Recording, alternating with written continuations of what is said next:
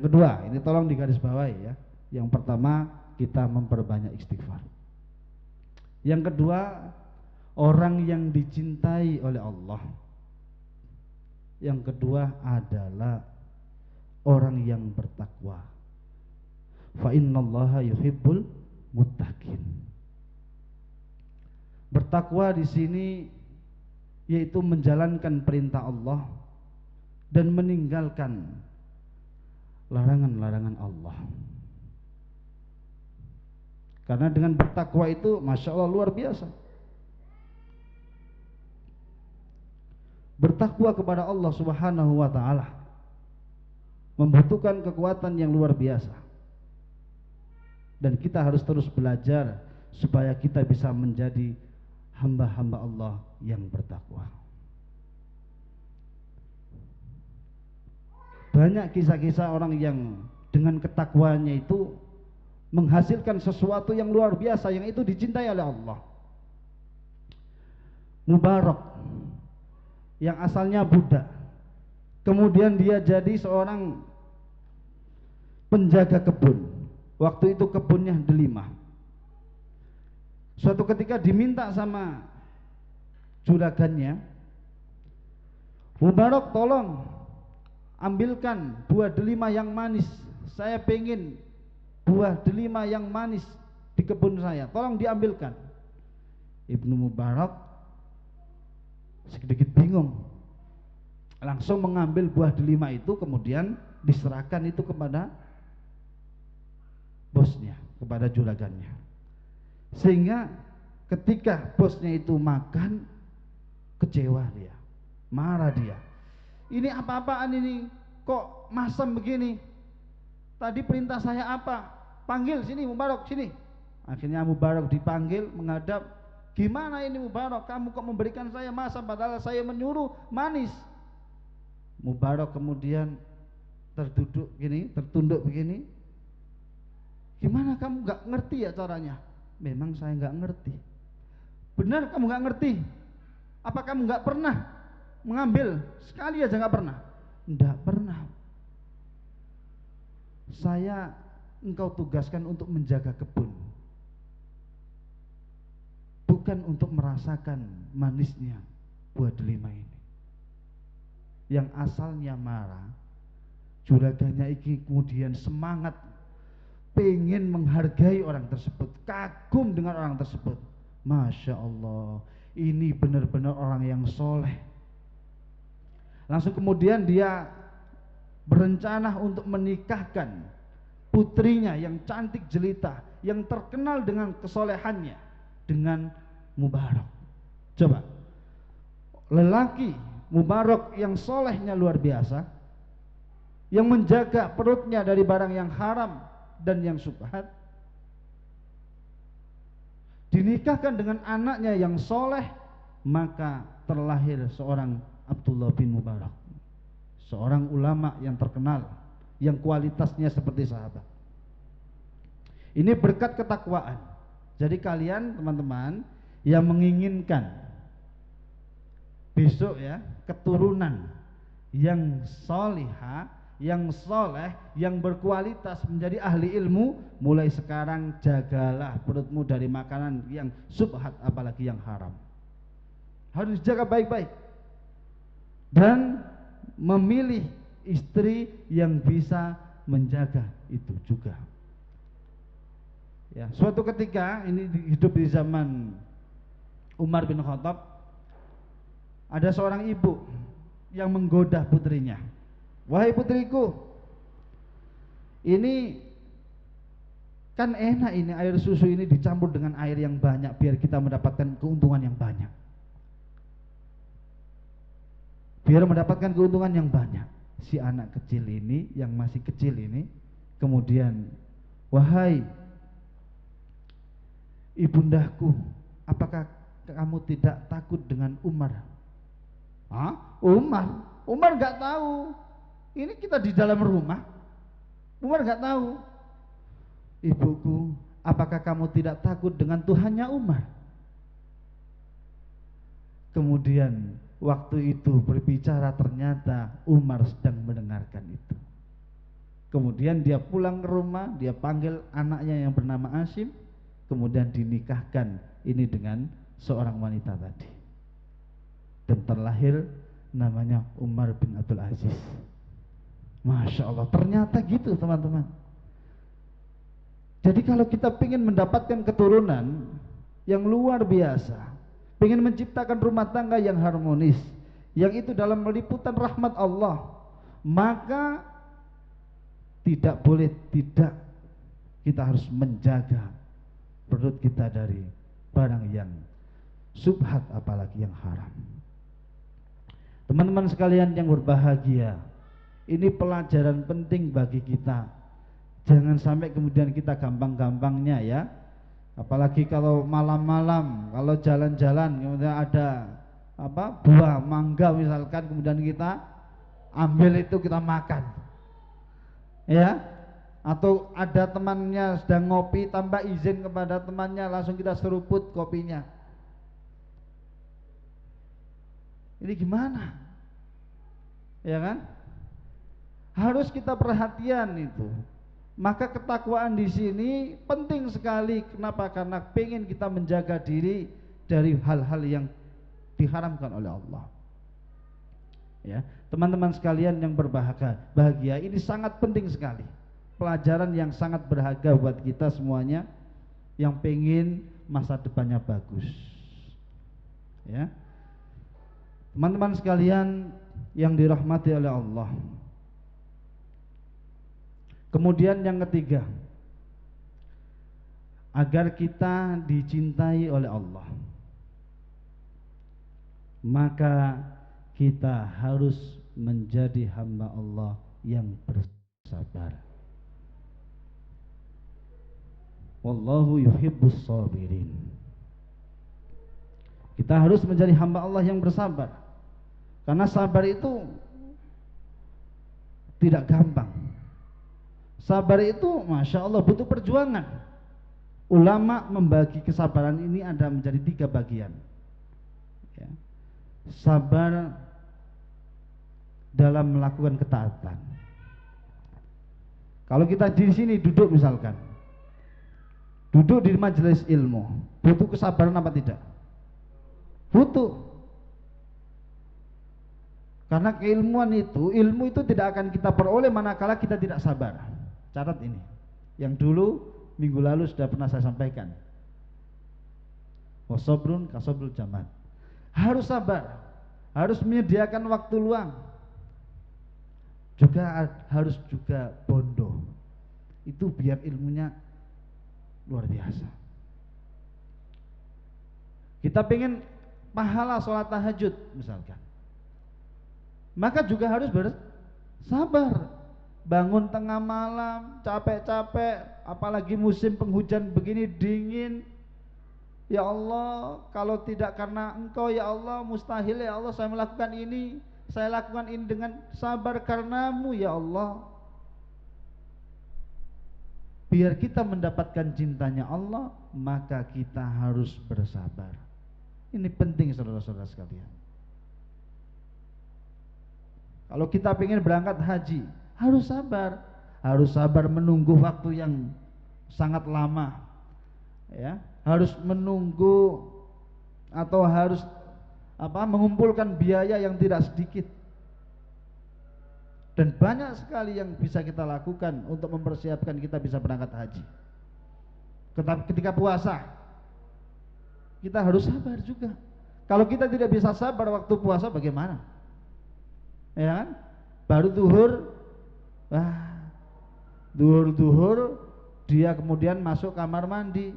Ketika mandi dia lidahnya dijulurkan begini, kemudian ditelan. Dikira Allah nggak tahu itu. Ayo siapa yang dulu pernah begitu? Itu masih mending. Ada yang pergi ke warung kopi. Jadi ini poso beduk ya. Astagfirullah. Jadi dalam ibadah ini harus sabar. Kalau nggak bersabar, nggak dunung. Karena banyak tantangannya, banyak ujiannya di depan kita. Itu teman-teman sekalian. Itu sabar dalam ketaatan. Sabar dalam menahan tidak berbuat dosa. Sabar dalam menahan maksiat. Betapa banyak ujian yang ada di depan mata kita. Pengen lihat teman ini kok pengen menghina saja. Nggak tahu karena apa, karena mukanya apa, nggak tahu. Tapi bawaannya itu pengen menghina terus. Kan ada kan tipe kalau teman kita yang begitu, gak menghina gak enak. Kalau menghina wajib itu. Lah ini berarti kurang sabar. Nah, teman-teman sekalian, ini harus kita fahami bahwasanya sabar kita dalam menghadapi seperti itu. Belum lagi ada ya, seseorang yang menggoda. Ini harus banyak-banyak istighfar ya. Senjata kalian adalah istighfar sekarang. Ini yang harus kalian bawa pulang tadi ya, istighfar. Mungkin 3 poin ini aja tapi harus diamalkan. Apa tadi? Ayo, pertama apa? Istighfar. Yang kedua apa? Takwa. Yang ketiga sabar. Harus bisa sabar dalam situasi apapun. Apalagi sekarang ini banyak ya orang-orang yang harus kayaknya nggak disawang kok eman gitu ya. Kita ini manusia normal ya. Dan itu seperti, Masya Allah, ini ujian berat ini. Ini sedikit curhat kayaknya. Tetapi ini harus betul teman-teman, harus kita jaga betul. Ya Allah, jangan sampai kita mengotori hati. Dan yang terakhir adalah sabar dalam menghadapi musibah. Karena tidak ada yang namanya hidup nggak ada musibah, itu pasti ada musibah.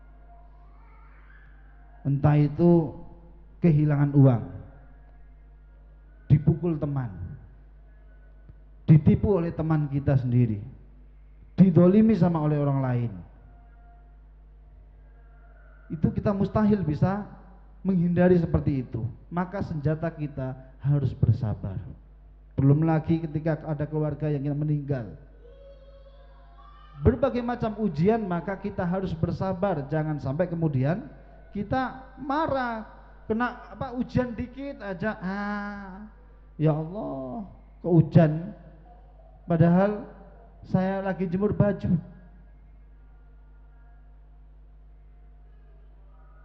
Dihina sama temannya langsung marah, dibawa ke perasaan ini, pokoknya saya nggak akan mengampuni dia 7 turunan. Ini apa-apaan ini? Jangan sampai hati kita terkotori oleh hal-hal semacam itu. Ya, pemuda-pemuda Grace harus bebas dari hal-hal yang semacam itu. Kamu menghina, tidak masalah. Kamu bodoh, jawab aja, baru tahu ya. Nyantai, enak hidup seperti itu. Jangan kemudian balas, kamu stres, nggak ada selesainya. Ya. Kayak kamu kayak kerbau, kamu malah kayak gajah, kamu kayak tikus. Nah itu apa? Kayak anak kecil. Padahal kita ini orang yang setiap hari kita belajar tentang itu. Bahkan sekolah, bahkan mendengarkan pengajian-pengajian, ceramah-ceramah. Kalau keterampilan kita hanya untuk meniru keburukan mereka, maka artinya kita tidak ada sama sekali pelajaran yang bisa kita dapatkan, yang kita masuk, nggak ada. Harus beda orang yang belajar seperti ini dengan yang tidak. Nah ini teman-teman sekalian, pelajaran penting sekali. Harus sabar. Sabar pertama, sabar apa? Pertama tadi? Ya, sabar dalam ketaatan ya. Sabar dalam menghadapi maksiat. Dan yang terakhir, sabar ketika ada musibah. Ini masih kurang berapa menit, Mas Dinan? 6 menit. Teman-teman sekalian yang dirahmati oleh Allah, penting kiranya sekali belajar tentang kesabaran ini. Dan orang yang sabar Masya Allah.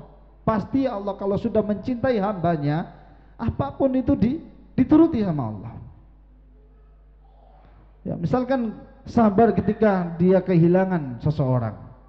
Saya pernah membaca kisah itu, mendengar kisah seorang yang ditinggal mati sama ayahnya. Kemudian 2 tahun ditinggal mati oleh ayahnya, orang tuanya wafat. 2 tahun lagi penglihatannya diambil sama Allah. Berarti ini ujiannya berlipat-lipat ini. Tetapi dia tetap sabar. Ibunya Masya Allah sabar. Tetap apa? Tetap mendidik, dan anaknya ini akan disekolahkan ke sebuah lembaga yang di situ terdapat seorang syekh yang alim. Diberangkatkanlah anak ini ke sana. Ya, dengan tanpa bisa melihat. Dia berjalan ke sana, sabar dalam menghadapi ujian itu. Ketika itu dia duduk di belakang, dan syekhnya membacakan waktu itu surat Qaf. Dibacakan mulai awal hingga akhir, coba bayangkan. Dibacakan mulai awal hingga akhir, yang panjang itu suratnya. Dibacakan sekali sama syekh, kemudian si syekh ngetes, pura-pura ngetes. Wahai anak-anakku, siapa di antara kalian yang sudah hafal surat Qaf? Semuanya senyap, gak ada yang angkat tangan, kecuali ada anak satu kecil, yang paling kecil di antara mereka. Dialah orang yang buta tersebut. Saya, ya syekh. Tak dipanggil sama syekhnya, berjalan menuju ke depan dengan tertatih-tatih.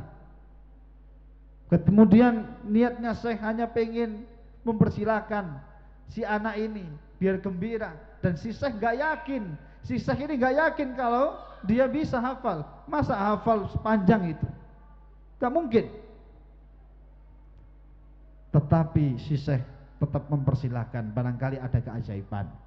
Monggo nak, silakan dibaca. Dan ternyata anak tersebut tidak hanya menghafal, tetapi makhorijul huruf, tajwidnya, panjang pendeknya persis dengan apa yang disampaikan oleh syekhnya tadi. Masya Allah, luar biasa anak ini. Kemudian si syekhnya menjelaskan, nak, kamu mulai sekarang belajarlah hadis. Kenapa kok belajar hadis? Karena Al-Quran itu gampang, semuanya pasti bisa. Pasti bisa semuanya. Walaqad yasarnal Qur'ana lidzikri fahal mudzakir. Tapi untuk hadis tidak ada jaminan dari Allah. Kamu nak, kamu orang pilihan, kamu orang brilian, kamu pulang, temui ibumu, minta izin untuk belajar hadis. Sesampainya di rumah dalam keadaan buta, meminta izin kepada orang tuanya, menceritakan apa yang terjadi di kelas, maka si ibu kemudian sangat-sangat tersenang. Nak, tapi nak, kamu kan punya keterbatasan. Susah nak menghafal hadis itu, susah nak, kamu belajar Al-Quran dulu. Enggak bu, enggak, saya tadi disuruh sama syekh. Nak, kalau kamu memang betul-betul mampu dan syekh sudah menyuruh itu, silakan. Nah, kemudian di lain kesempatan anak tersebut lagi murojaah surat Qaf, dan si ibu waktu itu langsung masuk ke dalam kamar, menggelar sajadah, dan dia sholat kemudian berdoa, ya Allah, tolong ya Allah, berikanlah penglihatan kepada anakku ya Allah. Ya Allah, tolong berikanlah penglihatan kepada anakku ya Allah, tolong. Saat itu anaknya juga lagi membaca surat Qaf. Bertepatan dengan itu langsung Allah bukakan penglihatannya. Si anak itu kemudian girang, gembiranya luar biasa. Ibu, ibu, saya bisa melihat ibu, saya bisa melihat ibu. Si ibunya menyangkanya itu hanya mata apa sih?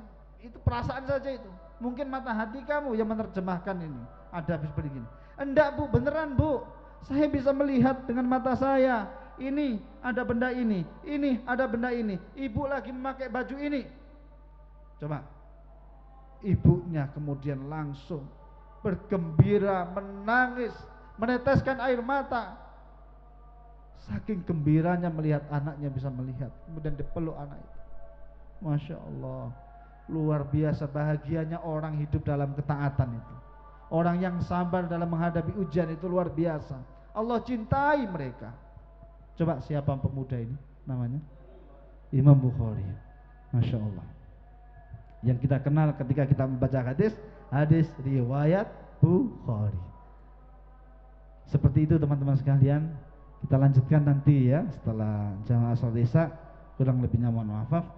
Assalamualaikum warahmatullahi wabarakatuh.